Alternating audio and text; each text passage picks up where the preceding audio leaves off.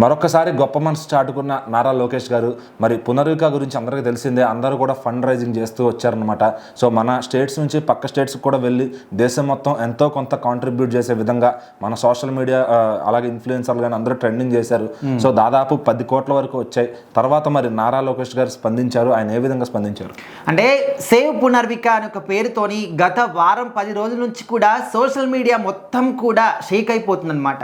ఎవరు చూసినా, ఏ ఇన్ఫ్లుయెన్సర్ చూసినా, ఏ సాధారణ ప్రజలు చూసినా, పెద్దవాళ్ళ దగ్గర నుంచి చిన్న పిల్లల దగ్గర వరకు ప్రతి ఒక్కరు కూడా ఆ పాప కోసం, ఆ పాప ప్రాణాలు ఏదో ఒక విధంగా ఖచ్చితంగా కాపాడాలి అని చెప్పేసి అందరు కూడా ఫండ్ కలెక్ట్ చేయడం కావచ్చు, లేకపోతే ఆ అమ్మాయి కోసం రకరకాల ఇప్పుడు కొంతమంది డ్యాన్సులు వేసి, అదేవిధంగా ప్రతి ఒక్కరు కూడా పాప కోసం అంటే ఏదో ఒక రకంగా అందరి దగ్గర మనీ కలెక్ట్ చేయాలి, ఆ పాప తండ్రికి ఇవ్వాలి అని చెప్పేసి చాలా కష్టపడ్డారు.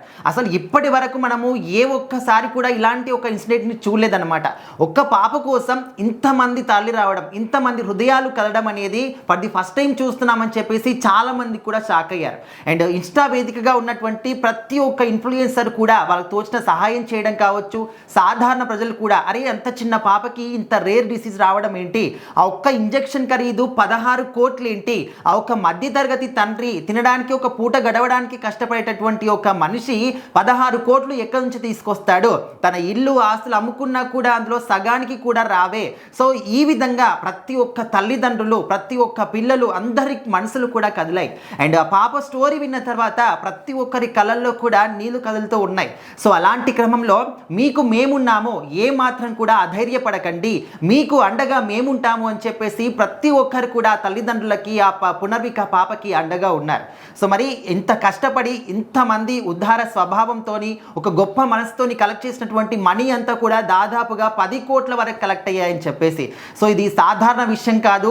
1 కోటి రూపాయలు రావడానికి ఎంతమంది ఎంత కష్టపడి ఉంటారు. అది 10 కోట్లు కలెక్ట్ చేశారంటే ఇది ఖచ్చితంగా మామూలు విషయం కాదు. మనుషులు తలుచుకుంటే, అదేవిధంగా వాళ్ళకు మానవత్వం అనే ఒక గొప్ప మనసు ఉంటే ఎంత పెద్ద సమస్యనైనా కూడా ఇట్టే తీర్చేస్తారని చెప్పేసి మరొకసారి రుజువైంది. సో మరి ఒక ఇంజెక్షన్ ఖరీదు 16 కోట్లు, మరి 10 కోట్లు మాత్రం జనాలందరూ కూడా కలెక్ట్ చేశారు. ఇంకా 6 కోట్లు అంటే మరి ఇక్కడ ఆ పాప యొక్క తల్లిదండ్రులు ఇన్స్టా వేదికగా, అదేవిధంగా ట్విట్టర్ వేదికగా కూడా ఒక పోస్ట్ పెట్టారనమాట.